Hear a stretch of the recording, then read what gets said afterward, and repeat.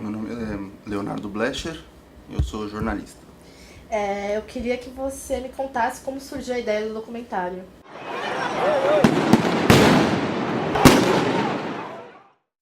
Bom, o documentário, na verdade, a ideia começou com uma conversa que eu tive com o meu tio, que é o Bruno Blecher, que ele é jornalista também, e ele estava aqui na PUC no dia da invasão. E esse ano ia completar os 40 anos, né?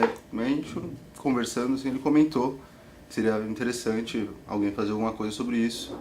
E a história me chamou muita atenção, porque sempre escutei falar da invasão da PUC e tudo mais.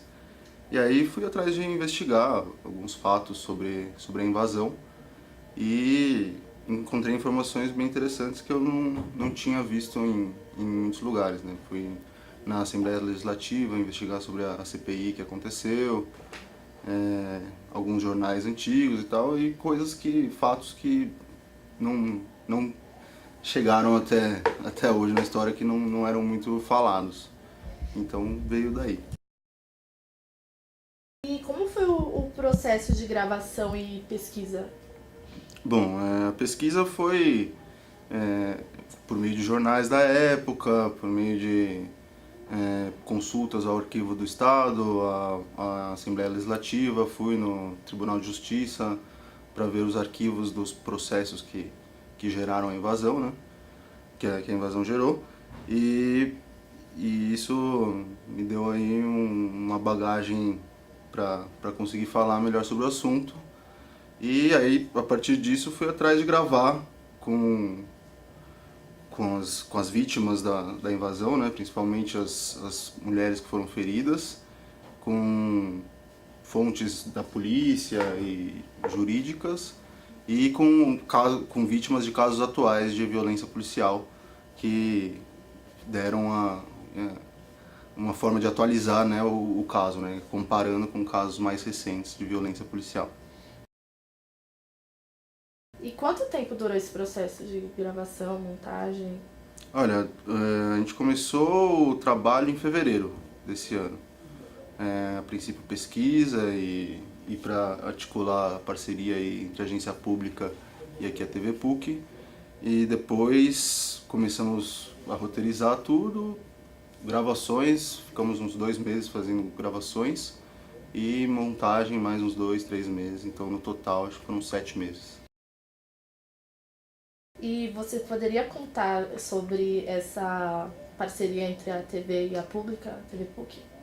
Eu levei a ideia primeiro para a agência pública e lá a gente já tinha concordado que íamos tocar o projeto. E aí eu resolvi buscar o apoio da PUC, porque fui estudante daqui e conhecia já o pessoal da TV e queria também esse apoio da PUC, porque eu achava que era bastante importante, né? Então aí eu trouxe a ideia para o Júlio Weiner, que é o diretor aqui da TV PUC, ele gostou bastante também, e aí a gente articulou de fazer essa coprodução aí da agência pública com a TV. E como você relacionou 77 com agora no filme? Uma coisa que eu encontrei na pesquisa, né, o caso o aspecto da invasão da PUC que mais me chamou a atenção foi justamente o das estudantes que ficaram feridas, porque para mim eu tinha vivido muito intensamente os protestos de 2013 e acompanhei muitos casos bem parecidos. Então já de início essa semelhança me chamou muito a atenção, né? Mas aí na pesquisa, indo mais a fundo, eu percebi que alguns aspectos desses casos de feridos em manifestações, o caso da invasão da PUC, eles foram tratados de certa forma mais dignamente do que casos mais recentes em uma democracia, né? Então a comparação não é bem uma comparação, mas mais uma relação entre o desdobramento desses casos a partir tanto da munição usada quanto da investigação que foi feita depois e do processo judicial que isso gerou. No caso da invasão, as estudantes feridas ganharam o processo judicial, elas foram indenizadas, e em um caso mais recente, o Sérgio Silva, o fotógrafo, teve uma sentença desfavorável a ele. Então, uma relação que me indignou bastante o fato de certa forma, o caso ocorrido na ditadura militar ter tido um desdobramento mais favorável às vítimas. Uma outra coisa, você foi nas manifestações, né? Como que você sentiu essa polícia na rua, assim, atrás dos estudantes, né? Agora de 2013, 14, né? Até hoje. Eu desde 2013, assim, em junho, quando explodiram os protestos contra o aumento dos preços do transporte, né? Esse tratamento da polícia aos manifestantes ficou muito evidente a brutalidade com que essas manifestações foram reprimidas, né? E a sensação, estando lá, é bem, assim, é de medo, de terror, que é o que eu imagino que as pessoas sentiam durante a ditadura, né? Então, acho que a atuação da polícia nas manifestações, né, deixa muito claro a continuidade da atuação policial que não respeita o direito de manifestação, né? E hoje, isso que você falou dos desdobramentos dos processos, dentro dessa pesquisa que você fez das alunas da PUC, ele demorou, foi uma coisa longa, né? Mas que, num período de ditadura, olhou para as vítimas, né? Você tem alguma... o que você acha? Por que naquele momento a justiça olhou para as vítimas e hoje a justiça não olha para as vítimas? Olha, é difícil de explicar. Também é importante ressaltar que o caso da invasão foi mais uma exceção do que uma regra, né? Essa vitória judicial não significa que todas as vítimas da ditadura tivessem tido o mesmo tratamento, né? Conversando com vários juristas, advogados, juízes, inclusive aqui na PUC, muitos deles, na verdade, o único outro caso que eles se lembraram semelhante foi o da família do Vladimir Herzog, que também foi indenizado. Então não era também comum, então por isso também era um caso emblemático. E eu acho que foi mais uma atitude corajosa de um juiz do que propriamente uma atitude do regime, né? Foi um juiz que teve coragem de peitar a ditadura e fazer uma decisão correta, né? Agora, o caso atual, também não sei dizer porquê, é uma opção de um juiz, talvez se fosse tivesse outro resultado, né? Mas só ele pode responder pela sentença que ele escreveu. Acho que talvez entre também a questão de estar num ambiente privado e acadêmico, talvez também, né? Quando a gente está na rua manifestando, você às vezes está sozinho e você não tem ninguém ali para articular, um advogado para articular com a polícia, e você acaba sendo preso sem estar fazendo nada. Então, acho que tem, não sei, acho que seria um pouco também o ponto de ter acontecido aqui dentro da PUC. Sim, certamente o fato de ter sido na PUC contribuiu bastante para a repercussão toda que aconteceu, né? Porque os professores, a reitora na época, Nadir Kfouri, se manifestou contra, o Dom Paulo Evaristo Arnes também, então essa influência da igreja e do corpo docente da PUC com certeza facilitou bastante essa repercussão.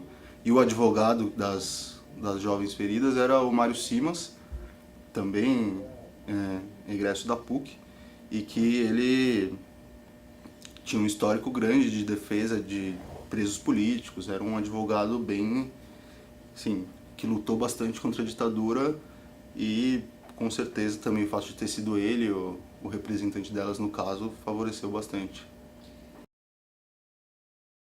E no caso do jornalista, né, que perdeu a ação, e a atuação dos jornalistas, né, nas coberturas, como você vê essa...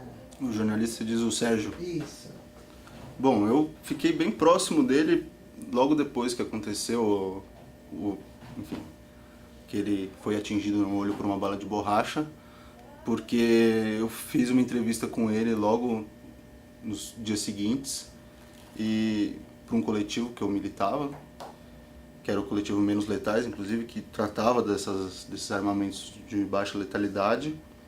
E assim, a história dele sempre me chamou muita atenção porque além da agressão, que é mais óbvia, foi uma série de violências que ele foi sofrendo depois, né?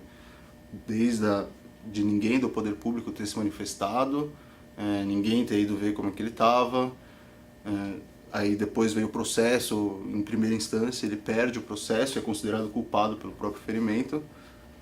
E eu acho que o recado é bem claro para os jornalistas, né? De que não é seguro fazer uma cobertura de manifestação no Brasil, que as garantias não existem, né? E no fundo isso impacta diretamente na liberdade de expressão, na liberdade de imprensa, né? Isso não é uma garantia respeitada no Brasil. Acho que esse é o recado. Qual a atualidade que você vê de resgatar essa invasão da PUC atualmente, para além dessa relação de continuar essa violência policial que a gente está vivendo hoje num governo que cancela a exposição e etc. Qual que você acha que é a atualidade desse tema agora? Olha, eu acho que assim, o período que nós estamos vivendo é de desrespeito completo às liberdades democráticas, assim como era em 1977, em meio à ditadura, né? E aquele momento era um momento de ressurgimento do movimento estudantil, de aumento da força dos movimentos populares para combater a ditadura, né?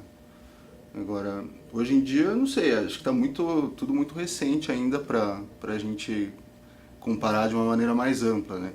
Mas eu acho que a nossa geração podia se espelhar também nessa geração do movimento estudantil daquela época, do movimento sindical, para articular também uma resistência maior às afrontas que estão ocorrendo, né? Mas também não podemos dizer que isso tudo começou agora, depois do golpe de 2016. O próprio governo Dilma também tomou iniciativas que prejudicaram a liberdade de expressão, a liberdade de manifestação, como a lei antiterrorismo.